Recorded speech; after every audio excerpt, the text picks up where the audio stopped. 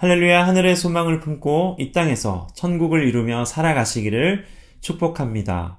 오늘의 한 줄 묵상 마태복음 18장 35절입니다. 너희가 각각 마음으로부터 형제를 용서하지 아니하면 나의 하늘아버지께서도 너희에게 이와 같이 하시리라. 아멘. 예수님께서는 자신의 임박한 죽음을 앞두고 제자들에게 겸손과 용서를 통한 천국 시민의 자질을 가르치십니다. 21절에서 35절의 말씀은 예수님께서 제자들에게 용서하는 삶에 대해 비유로 하신 말씀입니다.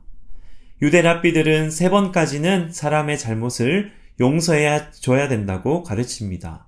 그러니 베드로가 자신이 예수님께 7번까지 용서해 준다고 말한 것은 스스로 굉장히 마음이 넓고 인자한 사람이라는 것에 대해 자랑하고 있는 것입니다.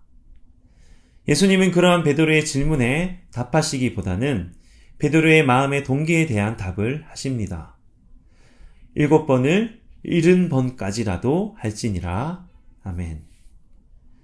예수님은 1만 달란트 빚진 자와 100데나리온 빚진 자를 비유로 말씀해 주십니다.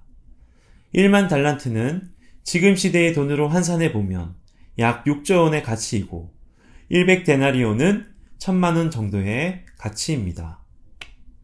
6조와 1000만 원, 비교가 되지 않는 돈의 액수이지요. 1만 달란트 빚진 자를 그 주인이 불쌍히 여겨 그 빚을 모두 탕감해 줍니다.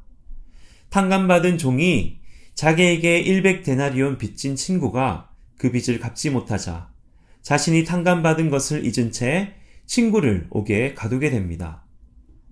1만 달란트 탕감받은 자가 자신에게 고작 1000만 원 빚진 자에게 은혜를 베풀지 못하는 이유는 1만 달란트라는 은혜의 가치를 제대로 깨닫지 못했기 때문입니다. 똑같이 빚을 진 두 사람이지만 차이점이 있다면 한 사람은 노력해서 갚을 수 있는 액수이지만 한 사람은 아무리 노력해도 갚을 수 없는 빚인 것입니다. 하나님께서 죄인된 우리에게 전적으로 부어주신 용납과 용서의 은혜는 우리 인간으로서는 갚을래야 갚을 수 없는 빚인 것입니다.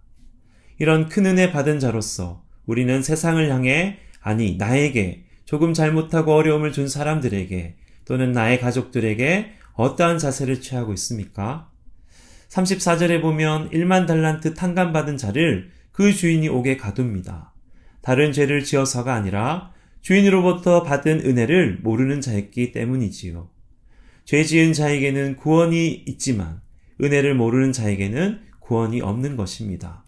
왜냐하면 예수님께서 십자가에 달리심으로 우리의 죄를 탕감해 주신 그 은혜를 받아들이지 않고 모른다면 하나님의 진노와 심판을 면할 길이 우리 인간에게는 없기 때문입니다. 마태복음 5장 7절에 긍휼히 여기는 자는 복이 있나니 그들이 긍휼히 여김을 받을 것이며 24절에 예물을 제단 앞에 두고 먼저 가서 형제와 화목하고 그 후에 와서 예물을 드리라고 말씀하십니다. 하나님의 용서는 무한하며 예수님의 공로에 기초한 무조건적인 행위임을 우리는 깨달아야 할 것입니다. 나에게 피해를 주고 상처를 준 사람이 있습니까? 그렇다면 우리는 예수님께서 십자가에 달리셔서까지 우리의 죄를 위해 하나님께 용서해달라고 간청하신 그 기도를 기억하십시오. 용서는 먼저 나를 위해 하는 것입니다. 용서하지 않을 때 나의 마음과 영혼이 묶이게 되고 상처와 아픔 가운데 자유하지 못하며 구속당하게 되기 때문입니다. 기도하시겠습니다.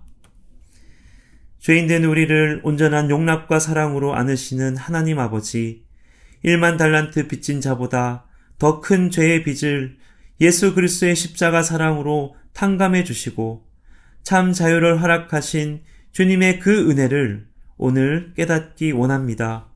죄를 뛰어넘는 하나님의 자비와 은혜에 빚진 자로서 세상에 참 용납과 용서와 사랑을 베풀며 살게 하옵소서. 예수님의 이름으로 기도드립니다. 아멘.